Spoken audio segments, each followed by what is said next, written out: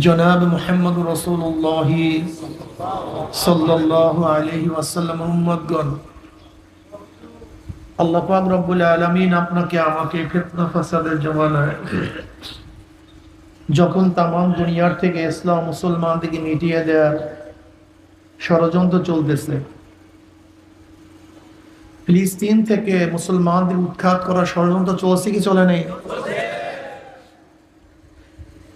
যে জমানায় তামাম দুনিয়ার মধ্যে ইসলাম মুসলমান থাকবে কি থাকবে না এই প্রশ্নের সৃষ্টি হয়েছে। তামাম দুনিয়ার মধ্যে ইসলাম মুসলমান থাকবে কি থাকবে না এই প্রশ্নের সৃষ্টি হয়েছে। যে জমানায় মানুষ নেকের কাজ ছাড়তেছে, গুনার কাজ ধরতেছে। শুধু গুনার কাজ ধরিয়ে না, বরং গুনার কাজে প্রতিযোগিতা শুরু করছে, কে কার আগে জাহান্নামে যাবে। সবাই বলেন নাউযুবিল্লাহ। যে জমানায় মানুষ নেকের কাজে আশ্চর্য হয়, গুনার কাজে স্বাভাবিক থাকে। নেকের কাজে দেখছো মেয়েটা কলেজে পড়ে বোরখা পরছে, বোরখা পরা নেকের কাজ, বোরখা ছাড়া। তাহলে বোরখা ছাড়লে আশ্চর্য হই না, বরং বোরখা পরলে আশ্চর্য হই। নেকের কাজে দেখছো ছেলেটা কলেজে পড়ে দাড়ি রাখছে, দাড়ি রাখা। ভাই মাইক কমায়া দেন, আপনি বাড়াইতেছেন কেন? আমি যেরকম বলি এইভাবে বলেন ভাই, ঠিক আছে না? এখন শুনতেছেন না? বাস এইভাবে রাখেন, আর মোড়ামুড়ি করবেন না, আর নারায়ণ না, আপনি সরেন। আবার নারা শুরু করছেন, বলছি রাখেন। দেখছো ছেলেটা কলেজে, মুসলমানের বাচ্চা দাড়ির মধ্যে পোষ মারলে আশ্চর্য হই না, বরং দাড়ি রাখলে আশ্চর্য হই। বুঝাতে পারিনি? নেকের কাজে গুনার কাজে স্বাভাবিক। যে জমানায় মুসলমান ইসলামকে পছন্দ করে না, বরং নামধারী মুসলমান ইসলামের সবচেয়ে বড় দুশ্মন হয়ে গেছে। যে জমানায় শিরক বেদাতকে ইবাদত মনে করে, কবর পূজা, ব্যক্তি পূজা, শিরক বেদাত, কিন্তু দাবি করে আমি সবচেয়ে বড় আশেক। যে জমানায় শিরক বেদাতকে বইলা গেছেন এর মধ্যে, আমার কথার সাথে সাথে জবাব দিবেন, শিরক বেদাতকে, আবার যা শিরক বেদাত না তাকে শিরক বেদাত মনে করে। যেরকম লামুজাহাবিরা ইমাম মানা, মাযহাব মানাকে কি বলে? শিরক বেদাত। অথচ এগুলি কি শিরক বা বেদাত? তা যা শিরক বেদাত না তাকে শিরক বেদাত মনে করে, আবার কেউ শিরক বেদাতকে ইবাদত মনে করে। আপনাদের খেয়াল না থাকলে বয়ান হবে না, কিন্তু প্রত্যেকের জেহেন আমার দিকে রাখেন, জবাবটা ঠিক মতো না কমপক্ষে। কি কথা ঠিক না?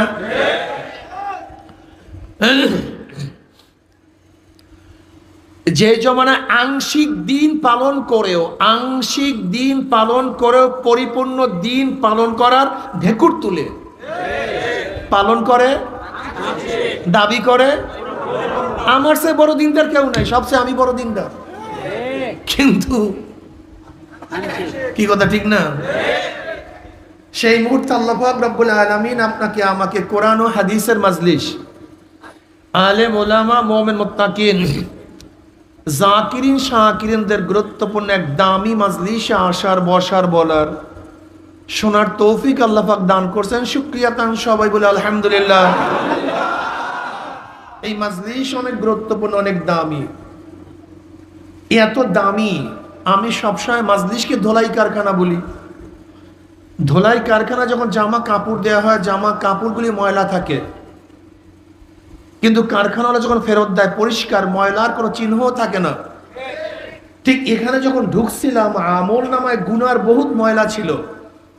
আল্লাহ পাক কবুল করলে মাজলিস থেকে বের হয়ে যাবে, গুনাহ সব সাফ হয়ে যাবে, পরিষ্কার। কথা বুঝেন নাই? এই জিকিরের মাজলিসকে কেন্দ্র করে বুখারীর মধ্যে রওয়ায়াত আছে, আল্লাহ পাক ফেরেশতাদের সাথে বিভিন্ন প্রশ্ন এবং জবাব দেওয়ার পর আল্লাহ পাক নিজেই সিদ্ধান্ত দেন, উশহিদুকুম আন্নী কাদ গফারতু লাহুম। ফেরেশতারা সাক্ষী থাক, গোটা মাজলিসের বান্দাদের গুনাহ আমি সব মাফ করে দিয়েছি। ইয়াকুলুল মালাকু মিনাল মালাইকাতি ফীহিম ফুলানুন লাইসা মিনহুম। ইন্নামা জালি হাজাতান ইয়াকুলুল্লাহ আযজা ওয়া জাল্লা হুবুল জুলাসাউ লা ইয়াশকা জালিসুহুম, রাহুল বুখারী। এই মাজলিস এত দামি, শুধু গুনাহ খাতা মাফি নয়, জিকিরের মাজলিস থেকে যখন জাকিরিন বিদায় হয়, আল্লাহ সমস্ত গুনাহকে নেকের দ্বারা পরিবর্তন করে দেন।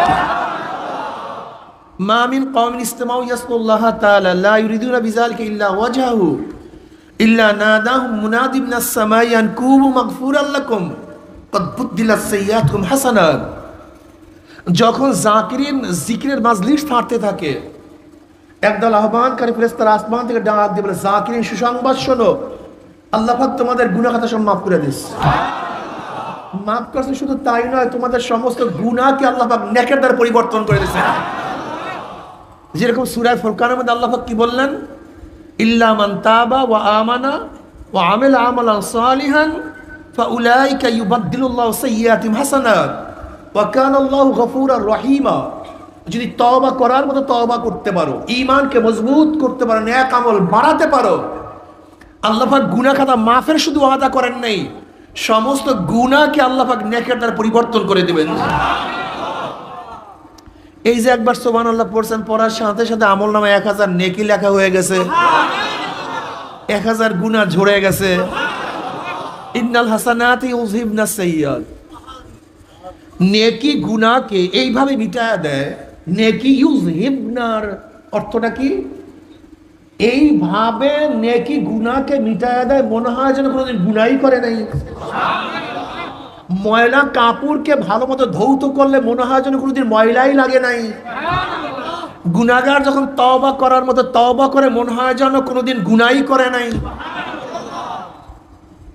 অপবিত্র পাত্রে যদি আপনি বারবার স্বচ্ছ পানি ঢালতে থাকেন, এক সময় দেখবেন, কথা বলে না কেন, সব কি তার আমল নামার মধ্যে যদি ন্যাক ঢালতেই থাকেন, দেখবেন এক সময় সব ন্যাকে পূর্ণ হয়ে গেছে, গুনাহ বলতে কিছুই নেই। আল্লাহ আমাদের সবাইকে কবুল করে নেন। আমি যে আয়াতের তেলাওয়াত করছি, এর উপরে কি ব্যাপক আলোচনার সময় আছে? এলেম আছে? এলেমও নেই, সময়ও নেই, দুইটারই অভাব। কাজে সংক্ষিপ্ত আলোচনা করব, খুব খেয়ালের সাথে বয়ান শোনা চাই, ঠিক না?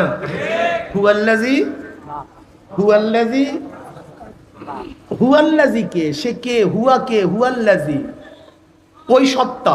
সত্তা কে? হুয়াল ওয়াজিবুল ওজুদ আল মুস্তাজিবু লিজামি সিফাতিল কামালিয়্যা। সত্তা কে? আল্লাহ কে? যিনি সব সময় অস্তিত্বের মধ্যে আছেন, পরিপূর্ণ গুণের সমন্বয়।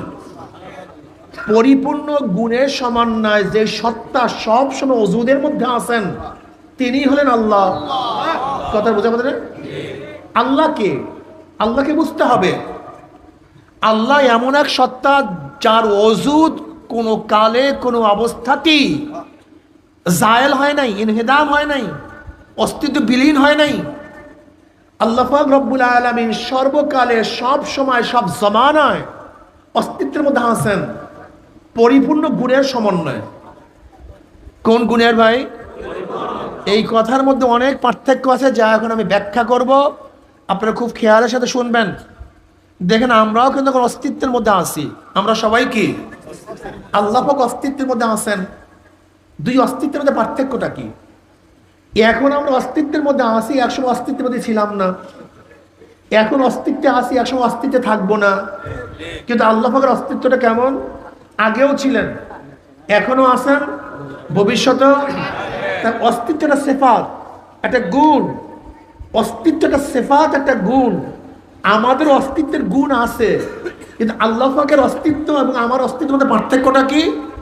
আল্লাহ পাকের অস্তিত্ব পূর্ণ, আমাদের অস্তিত্বটা অপূর্ণ। আমরা এখন আছি, একসময় ছিলাম না।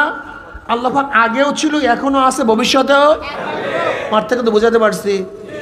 আল্লাহ পাক বাসির, তিনি দেখেন, আমরাও তো দেখি। দুই দেখার মধ্যে পার্থক্যটা কি? একসময় আমরা দেখতাম না, এখন দেখি, আবার একসময় দেখবো না। আমরা আলোতে দেখি, অন্ধকারে, কাছে দেখি, দূরে। আল্লাহ পাক আগেও দেখছেন, এখনো দেখেন। আমার সাথে বলছি না, জবাব ধরে ক্লাস চলছে। আলোতেও দেখেন, কাছেও দেখেন। দুই দেখার মধ্যে পার্থক্য আছে কি নাই? আল্লাহ পাকের দেখা সিফাতটা গুণটা পূর্ণ না অপূর্ণ? আমাদের দেখা সিফাতটা আল্লাহ পাক শোনেন, আমরাও শুনি। দুই শোনার মধ্যে পার্থক্যটা কি? আল্লাহ পাক দূরেও শোনেন, কাছেও শোনেন। আমরা কাছে শুনি, দুনিয়ায় এক সময় শুনতাম না, এখন আর এক সময় ব্যাস ক্লিয়ার। তা আল্লাহ পাকের প্রত্যেকটা সিফাত, প্রত্যেকটা গুণ পূর্ণ। আমাদের মাশাআল্লাহ আলহামদুলিল্লাহ একটা তো বুঝছি। কিছু গুণ আছে যেই গুণ আল্লাহর থেকে কখনো অবস্থায় জায়েল হয় না, দুর্বৃত হয় না। বুঝাতে পারি নাই? আল্লাহ পাক হাই, সামে, বাসির, আলিম, এই গুণগুলো আল্লাহর থেকে কখনো কোনো অবস্থাতেই 9টা গুণ আল্লাহর থেকে বিচ্ছিন্ন হয় না। আর কিছু গুণ আছে যেই গুণে আল্লাহ পাক কখনো গুণান্বিত হন না। যেরকম জন্ম দেয়া, জন্ম নেয়া, কি কথা ঠিক না? তারপর জেসেম, এই সমস্ত গুণে আল্লাহ পাক কখনো গুণান্বিত হন না। আর সিফাতে আফআলিয়া, আল্লাহ পাকের কিছু সিফাত আছে যেই সিফাত কখনো তার সাথে মুত্তাসিফ হয়, কখনো গুণান্বিত হন, কখনো হন না। আল্লাহ পাক রাজ্জাক, তিনি রিজিক দাতা, কখনো দেন, কথা বলেন না কেন, কখনো দেন। আল্লাহ পাক মৃত্যু দানকারী, সবাইকে মারিয়ে ফেলেছেন একসাথে, কখনো মৃত্যু দেন, কখনো দেন না। আমরা বুঝলাম মোটামুটি আল্লাহ পাকের বাস গোটা সিফাত সম্পর্কে কি 5 মিনিটের মধ্যে একটা ধারণা পাইছি, কি কথা ঠিক না? দেখেন আল্লাহ পাকের জাত এবং সিফাতের সাথে কাউকে গুণান্বিত করা, সেই সমতুল্য মানার নামে শিরক। বুঝাতে পারিনি? ধরে নেন রেজেক দাতা কে? আল্লাহ। কেউ যদি মনে করে আল্লাহর বাইরেও কে রেজেক দাতা আছে, এর নামে শিরক। ভালো মন্দের মালিক কে? আল্লাহ। কেউ যদি মনে করে আল্লাহর বাইরেও কেউ ভালো করতে পারে, মন্দও করতে পারে, এর নাম মাশাআল্লাহ খায়রিহি ওয়া শাররিহি মিনাল্লাহি তাআলা। ভালো এবং মন্দ কি সবাই বোবা টোবা হয়ে গেছে দেখবেন। আমি মনে ওস্তাদ ভালো না, না তো জবাব তো ঠিক মতো আসে না। ছাত্ররা তোমরা তো জবাবটা দাও না, বুঝলাম না কিছু, কি ভুলটুল পড়াই দিছি নাকি না? তো জবাব দাও না কেন? সবাই জবাব দাও, আমার সাথে সাথে তালে তালে জবাব দাও, দেখো মজা লাগবে, ভালো লাগবে। খায়রিহি ওয়া শাররিহি, ভালো এবং মন্দ কার থেকে? কেউ যদি মনে করে আল্লাহর বাহিরেও কেউ ভালো করতে পারে, খারাপ করতে, বুঝাতে পারি নেই। হেদায়েতের মালিক কে? আল্লাহ। এই গুণে আল্লাহ পাক দ্বিতীয় কাউকে গুণান্বিত করেন না। ইন্নাকা লা তাহদি মান আহবাবতা ওয়ালাকিন্নাল্লাহ ইয়াহদি মান ইয়াশা। হেদায়েতের একচ্ছত্র মালিক কে? আল্লাহ।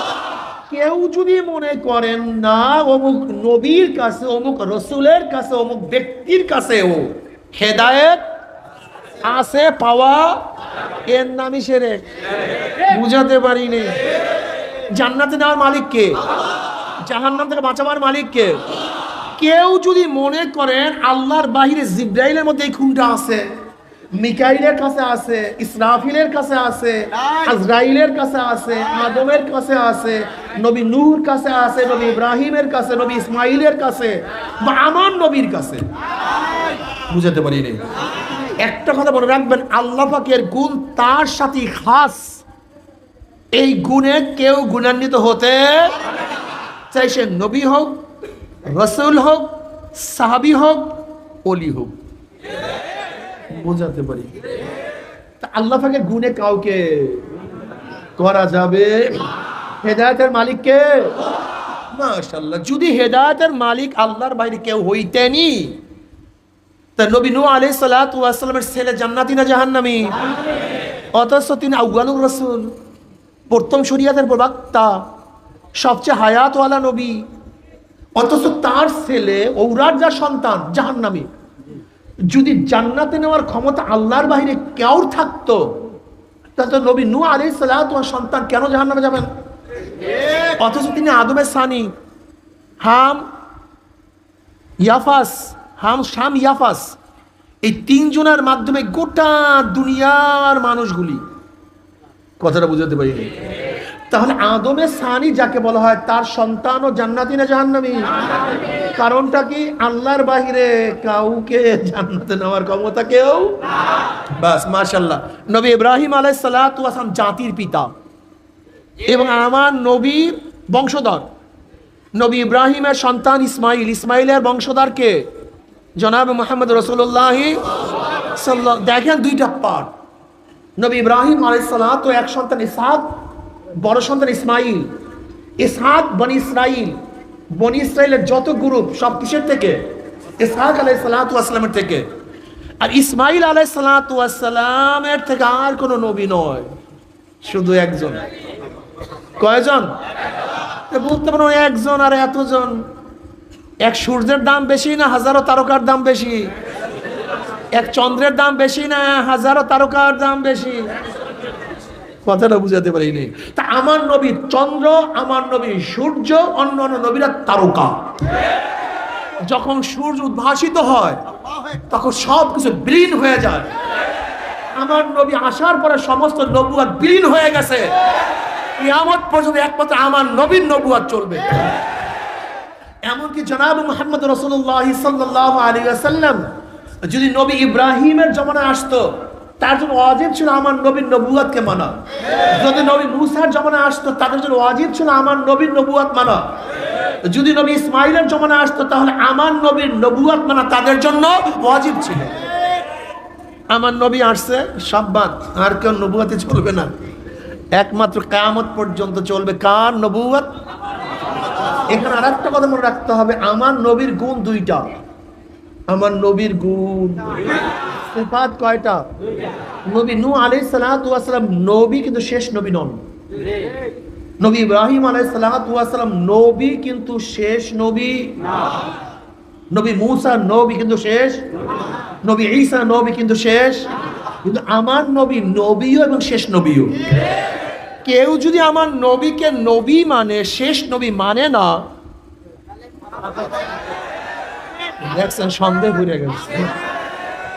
নবী মানছে, নবীকে একটা গুণ মানছে, কিন্তু শেষ নবী এই গুণ সেও কি ক্লিয়ার কাট কথা বুঝতে হবে তোমাদেরকে। আমার নবীর নবুয়তই মানছে, কিন্তু নবুয়তের শেষ নবী এইটা না মানলে সেও কাফের। তাকে যারা কাফের বলবে না, ওইটাও কাফের। তা আমার নবীর গুণ কয়টা? কি? নবীও মাশাআল্লাহ, আল্লাহ কবুল করে নেন। এর জন্য কাদিয়ানীরা কি ভাই? কাদিয়ানীরা কিন্তু আমার নবীকে নবী মানে, কিন্তু শেষ নবী মানে না। আর আমরা বলি আমার নবী নবীও, এরপরে কোনো নবী, নবীর পরে নবী নাই, সংসদে আইসা। ঠিক আছে, ঠিক আছে ইনশাআল্লাহ। নবীর পরে সংসদে। এই বিয়াকুফগুলি বুঝতেই চায় না যে আমাদের আন্দোলনটা কি আসলে। এই জাহেলগুলির মাথায় ঢুকাতেই পারি না। এই জাহেলগুলির মাথায় কি ঢুকছে ভাই? সংখ্যালঘুরা যদি ইবাদত করে, আরাধনা করে, তাদের মন্দিরে যায়, ক্যান করে যায়, গির্জায় যায়, সমস্যাটা কি? আরে বিয়াকুফ, তোমার মাথায় এইটা কেন ঢুকে না? সংখ্যালঘুদেরকে নিয়ে তো আমাদের ইখতিলাফ নেই, কোনো আন্দোলন নেই, কোনো প্রশ্নও নেই। এদেশের সংখ্যালঘুরা তাদের ইবাদত খানায় গিয়ে হাজারো ইবাদত করবে, আমরা পাহারা দেব। আমরা কি দেব? লেকিন মুসলমানের নামে 2 নম্বর মসজিদ খুলে সেটা সহ্য করা, সেটা বাধা দেব। মুসলমানের নামে 2 নম্বর মসজিদ করে এটা সহ্য করবো না। তুই মন্দির করো, গির্জা করো, ক্যান ঘর করো, পুরোহিত ঘর করো, যা মনে চায় তাও করো, আমরা বাধা দেব না, বরং সাহায্য সহযোগিতা করব, তোমাদের হেফাজতের জন্য দায়িত্ব পালন করব। লেকিন ভণ্ডামি করবা, 2 নম্বরই করবা, সহ্য করবা, প্রতিহত করবে ইনশাআল্লাহ। ইখতিলাফটা বুঝে না। আচ্ছা দেখেন তো, আমাদের দেশে হাজারো কোম্পানি আছে কি নেই? কেউ কার বিরুদ্ধে কেস দেয়, কিন্তু এক কোম্পানির নামে যদি আরেকজন কোম্পানি করে, কথা বলেন না কেন? কারণটা কি? জোরে বলেন।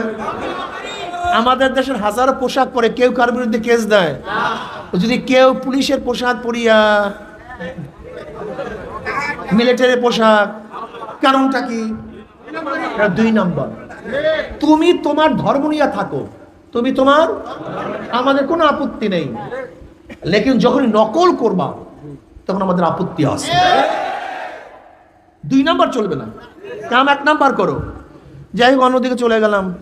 তো হেদায়েতের মালিককে, যদি আল্লাহর বাহিরে কেউ কাউকে হেদায়েত দিতেই পারতেন, তো জনাব মুহাম্মদ রাসূলুল্লাহ সাল্লাল্লাহু আলাইহি ওয়াসাল্লাম তার আপন চাচা আবু তালেবকে সবচেয়ে বেশি মহব্বত করতেন। সে আবু তালেবকে কেন জান্নাতে দিতে পারলেন না? নবী আলাইহিস সালাতু 2 জামাতা, উতবা ও তায়বা, আবু লাহাবের 2 সন্তান, উম্মে কুলসুম ও রুকাইয়ার 2 স্বামী। আবু লাহাব কিন্তু নবী আলাইহিস সালাতু আপন চাচা এবং নবীর বিয়াই, নবীর কি আবার চাচা। নবী আলাইহিস সালাতু 2 কন্যাকে আবু লাহাবের 2 সন্তান উতবা ও তায়বার কাছে বিবাহ দিয়েছিলেন, কিন্তু কপাল পোড়া, নবীর মতো শ্বশুর পেয়েও এই কপাল পোড়া হেদায়েত পায় নাই। 2 কলিজার টুকরাকে তালাক দিয়ে দিচ্ছে। এই বেঈমানগুলি আপন জামাতা জান্নাতি না জাহান্নামী? জান্নাতে নেওয়ার ক্ষমতা কার নাই, একমাত্র কার? বলতে পারো তাহলে এখানে আসছি কেন? জান্নাতে নেওয়ার মালিক আল্লাহ, হেদায়েত দেওয়ার মালিক আল্লাহ, এখানে আসছি কেন? এখানে লাভটা কি? সময় লস কইরা একটা প্রশ্ন আসি কি নাই?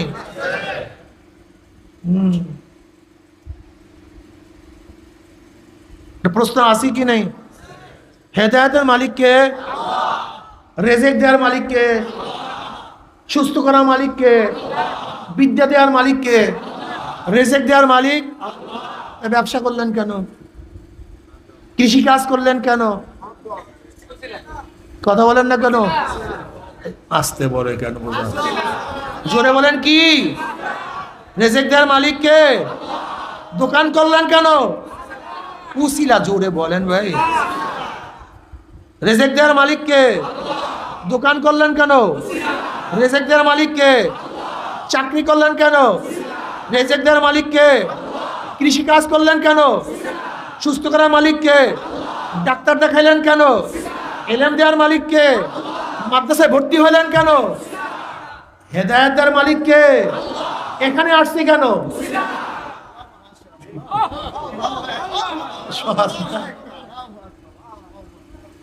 মান ইয়াহদিল্লাহু ফাহুয়াল মুহতাদ ওয়া মান ইউদ্লিল ফালান তাজিদ লাহু ওয়ালিয়্যাম মুরশিদা। যাকে আল্লাহ পাক হেদায়েত দিবেন সে হেদায়েত প্রাপ্ত, আর যাকে আল্লাহ পাক হেদায়েত দিবেন না, আল্লাহ পাক তার জন্য মুর্শিদের ব্যবস্থা করবেন না। ওয়ালান তাজিদ লাহু ওয়ালিয়্যাম মুরশিদা। মান ইয়াহদিল্লাহু ফাহুয়াল মুহতাদ ওয়া মান ইউদ্লিল ফালান তাজিদ লাহু ওয়ালিয়্যাম মুরশিদা। আল্লাহ পাক যাকে হেদায়েত দিবেন সে হেদায়েত প্রাপ্ত, আর যাকে আল্লাহ পাক গোমরাহির ডুরি গলায় ঝুলাইয়া দেবেন, আল্লাহ পাক তার জন্য কোনো মুর্শিদের ব্যবস্থা করবেন না। মুর্শিদের দরকার আছে কি নাই? মুর্শিদ কি জিনিস? মুর্শিদ মানে পথ প্রদর্শক। মুর্শিদ মানে কি? আমাদের সবচেয়ে বড় মুর্শিদ জনাব মুহাম্মদ রাসূলুল্লাহ সাল্লাল্লাহু আলাইহি ওয়াসাল্লাম আমাদের সবচেয়ে বড় মুর্শিদ।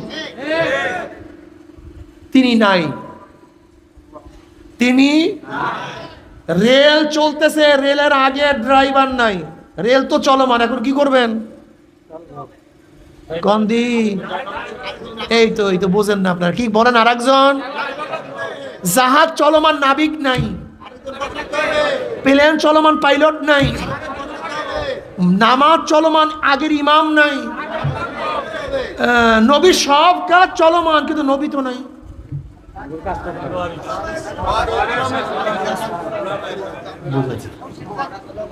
নবীর সমস্ত কাজ, নবী নামাজ পড়ছেন কি পড়েন নাই? নামাজ চলমান। রোজা রাখছেন কি রাখেন নাই? রোজা চলমান।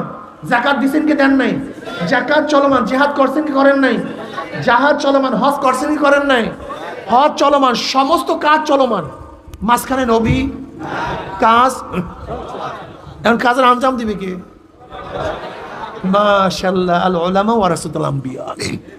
নবী নাই, নবীর কাজ চলমান, সেখানে আর একজনকে দায়িত্ব পালন করতে হবে। মুর্শিদ নাই, নবী আমাদের মুর্শিদ ছিলেন, কিন্তু মুর্শিদ তো নাই, পথ প্রদর্শন করতে হবে। সেখানে নবীর ওয়ারিসগণ মুর্শিদ হিসাবে পথ দেখাতে থাকবে। বুঝাতে পারিনি মুর্শিদের প্রয়োজন আছে কি নাই? আমি বলি নাই, আল্লাহ পাক কালামে পাকের মধ্যে ফরমান, ইয়া আইয়ুহাল্লাযীনা আমানুত্তাকুল্লাহ ওয়া কুনু মা'আস সাদিকিন ওয়াত্তাবি সাবিলা মান আনাবা ইলাইয়া ইত্তাবিউ মান লা ইয়াসআলুকুম আজরাও ওয়া হুম মুহতাদুন। আল্লাহ আমাদের সবাইকে কবুল করে নেন। আমিন। আল্লাহ পাক কি বলেন? ইহদিনাস সিরাতাল মুস্তাকিম সিরাতাল লাযীনা কোরআন ওয়াল হাদিস, সিরাতাল কোরআন ওয়াল হাদিস, ঠিক আছে না? আমার তাই যারা বলেন কোরআন ও হাদিসের পথ দেখায় দাও, কোরআন ও হাদিসের পথ দেখায় দাও, এটা তো আমাদের গোমরাহ করতেছে। দেখেন, যেখানেই কিতাবুল্লাহ সেখানেই রেজালুল্লাহ। রেজালুল্লাহ ছাড়া কিতাবুল্লাহ নাই, কিন্তু হাজার জায়গায় রেজালুল্লাহ ছিল, কিতাবুল্লাহ ছিল না। বুঝাতে পারিনি? আগে রেজাল, তারপরে কিতাব। আগে কি কিতাব আসছে না আগে আদম আসছে? আগে কিতাব আসছে না আগে নবী নূহ আসছে? আগে কিতাব আসছে না আগে নবী ইব্রাহিম আসছে? আগে কিতাব আসছে না আগে নবী মুসা আসছে? আগে কিতাব আসছে না নবী ঈসা আসছে? আগে কোরআন আসছে না আমার নবী আসছে? আগে নবী, তারপরে কিতাব। রেজালুল্লাহ ছাড়া কিতাবুল্লাহ হয় না, এই রেজালুল্লাহ লাগবে। কিন্তু রেজালুল্লাহ নিজে হেদায়েত প্রাপ্ত হতে হবে, নিজে গোমরা, নিজে অন্ধ, তার একজনকে পথ প্রদর্শন করবেন কিভাবে? কথাটা বুঝাতে পারি। আল ইলমু নূরুন, খুব ভালো মতো বোঝার চেষ্টা করুন। আপনি এখান থেকে ঢাকায় যাবেন, এখান থেকে কোথায় যাবেন? আপনার কাছে লাইট আছে, টর্চ লাইট, কোনো টেনশন আছে? চলতে থাকুন, ভাঙ্গা, কাঁটা, সাপ, শত্রু সব দেখবেন, চলতে থাকুন। কি আছে? কিন্তু আপনার ঢাকা যাওয়ার খুবই প্রয়োজন, কিন্তু আপনার কাছে আলো নেই, কি করবেন?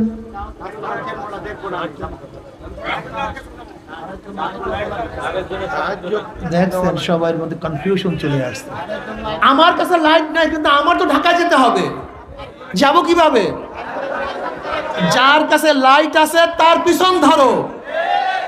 যদি তোমার কাছে লাইট নাই, যার কাছে লাইট আছে তার অনুসরণ করলে তুমিও ঢাকায় চলে যাবা।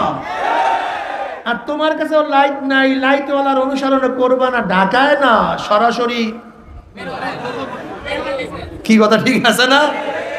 এসব নবী কি বললেন? কুন আলিমান আও মুতাআল্লিমান আও মুস্তামিয়ান আও মুহিব্বান ওয়ালা তাকুন খামিসান ফাতাহলিক। সবাই আলেম হও, সবাই আলেম হয়ে যাও। আলেম হওয়ার সুযোগ নাই, আলেমের ছাত্র হও। আলেমের ছাত্র হওয়ার সুযোগ নাই, আলেম যা বলে শোনো। আলেম যা বলে শোনার সুযোগ নেই, আলেমকে মহাব্বত করো। ওয়ালা তাকুন খামিসান ফাতাহলিক। যদি পঞ্চম নাম্বার হও, সরাসরি জাহান্নামে যাও, জান্নাতে যাওয়া লাগবে না। হেদায়েতের মালিক কে? এখানে আসছি কেন? আল্লাহ কি বলেন? আফতাগু ইলাইহিল ওয়াসিলা। আল্লাহ পর্যন্ত পৌঁছার জন্য কি তালাশ করো? নামাজ, রোজা, হজ, যাকাত, যত ইবাদত, যত কাজ করি সব কি? মাশাআল্লাহ। ওয়াসাইলের দরকার আছে কি নাই? নবী আমাদের কি ছিলেন? ওসিলা, মুর্শিদ ছিলেন। মুর্শিদ কি ছিলেন ভাই? হুয়াল্লাযী বাআসা বিল উম্মিয়িনা রাসূলাম মিনহুম ইয়াতলু আলাইহিম আয়াতিহি।